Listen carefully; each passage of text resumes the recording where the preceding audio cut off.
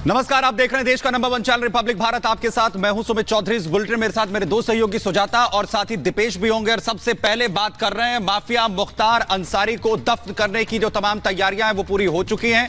जो तमाम रिचुअल्स हैं उन्हें इस वक्त पूरा किया जा रहा है। बड़ी खबर आपको बताएं, जो आखिरी वक्त की प्रक्रियाएं हैं वो इस वक्त की जा रही हैं। थोड़ी देर में मुख्तार अंसारी को दफन किया जाएगा। दफनाने से पहले की जो औपचारिकताएं हैं वो पूरी की जा रही हैं।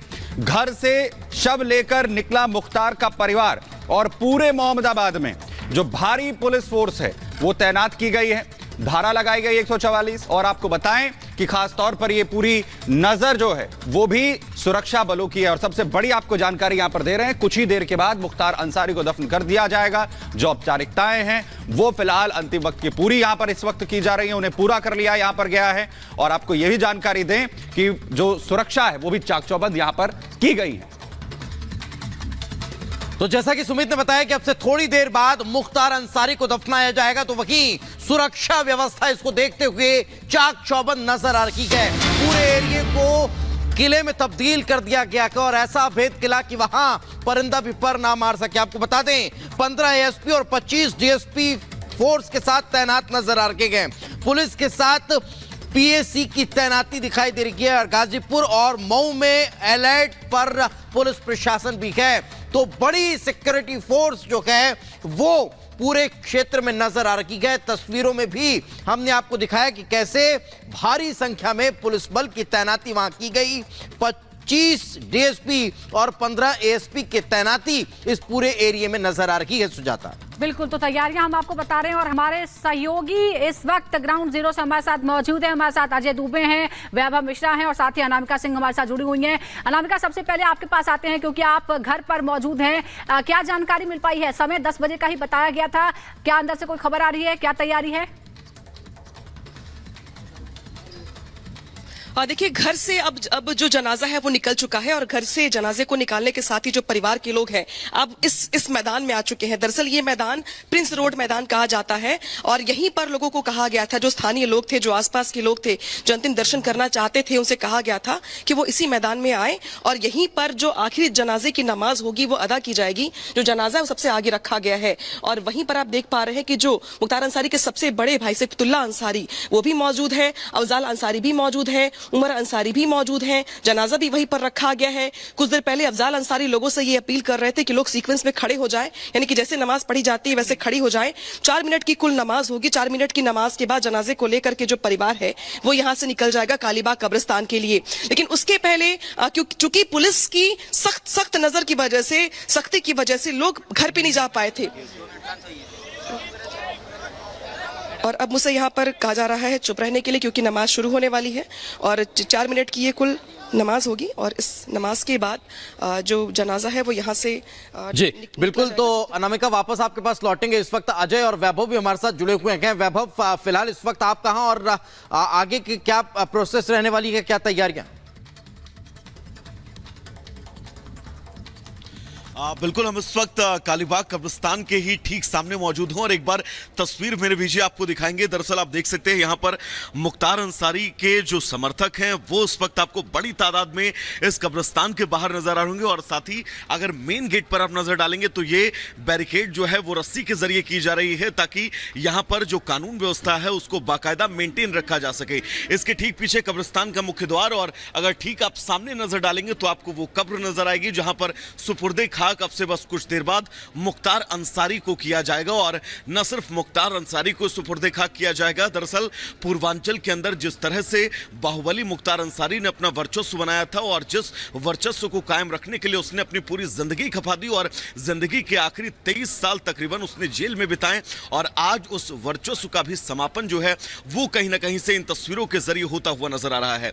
आप देख सकते हैं आपसे कुछ देर बाद जो नवाजे जनाजा है वो पूरी होने वाली है और नवाजे जनाजा के बाद मुख्तार अंसारी के शव को ठीक इसी कब्रिस्तान पर लाया जाएगा और इसी कब्रिस्तान के बाहर की एरियल व्यू के जरिए अगर आप तस्वीर देख पाएं तो यहां पर भारी मात्रा में लोग जो है वो मौजूद हैं, जो मुख्तार अंसारी के अंतिम दर्शन को लेकर कहीं ना कहीं से आमादा नजर आ रहे हैं। साथ ही पुलिस प्रशासन के कंधे पर जो बड़ी जिम्मेदारी ये है कि यहां पर किसी भी तरह से कानून व्यवस्था ना बिगड़े, इसके मद्देनजर हर एक मुमकिन कोशिश जो है वो की जा रही है। दोनों तरफ इस कब्रिस्तान के तकरीबन इसकी पूरी कोशिश जिस तरीके से की गई है वैभव, वो तस्वीरें भी लगातार यहां पर सामने आ रही हैं। अजय भी है हमारे साथ यहां पर। अजय, एक तरफ सुरक्षा व्यवस्था और दूसरी तरफ उन लोगों पर नजर भी रखना कि जो लोग पहुंच रहे हैं यहां पर मुख्तार अंसारी के जनाजे में, कौन वो लोग हैं, इस पर भी बताया जा रहा है कि उन पर भी नजर रखी जा रही।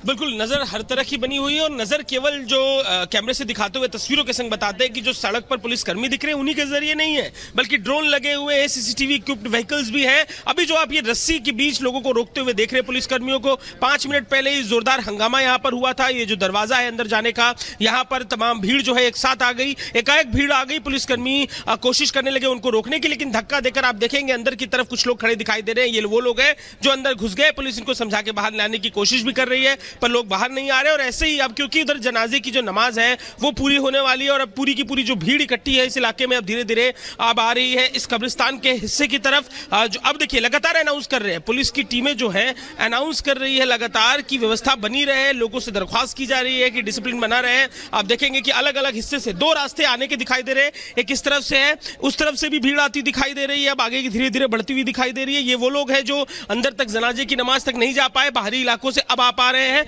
और जो दूसरा रास्ता है जिधर से होकर जो जनाजे की नमाज है वो पहुंचेगी, उस तरफ से भी भीड़ आ रही है। समाजवादी पार्टी के तमाम नेता यहाँ पर मौजूद है, खुद राजेंद्र चौधरी जो है उनसे भी हमने बात की। उसके अलावा तमाम नेता लगातार धीरे धीरे इकट्ठा हो रहे हैं यहाँ पर इस हल्के में, इस पूरे हिस्से में।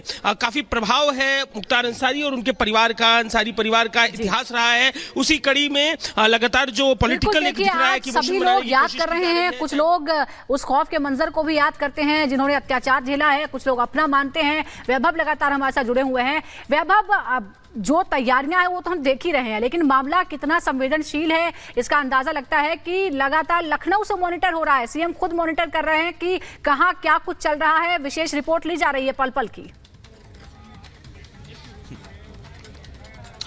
और देखिए, क्योंकि चुनाव सर पर है, ऐसे में कानून व्यवस्था बनाए रखना ये बड़ी जिम्मेदारी शासन प्रशासन के ऊपर है और यही वजह है कि एडमिनिस्ट्रेशन पूरी तरह से इस वक्त एक्टिव है।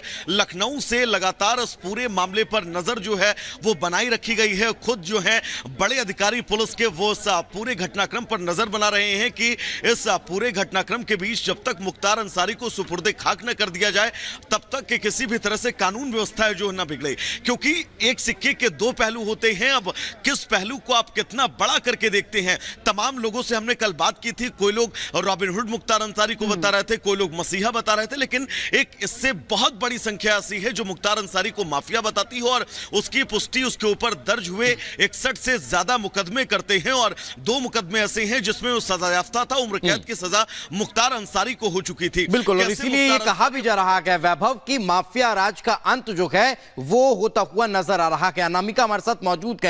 अनामिका, माफिया का तो अंत हो गया, अब से कुछ देर बाद मिट्टी में भी मिलने वाला है, लेकिन इसकी पत्नी के बारे में क्या अभी तक कोई जानकारी मिल पाई है? अशफा क्या पहुंच रही है और पहुंच रही है तो क्या पुलिस तैयार है गिरफ्तार करने के लिए?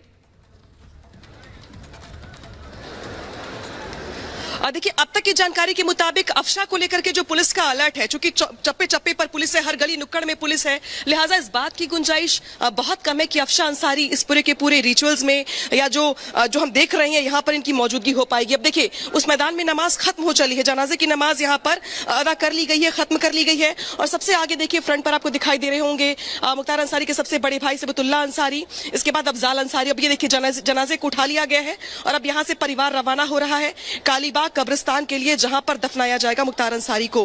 बड़ी बात दरअसल ये है कि जब शुरुआत वहां से होती है दीपेश, सुमित, सुजाता, कि जब 18 साल की उम्र में एक लड़का जो निशानेबाज होता है वो उतरता है ठेकेदारी करवाने के लिए अपने जिले में मोटरसाइकिल लेकर के।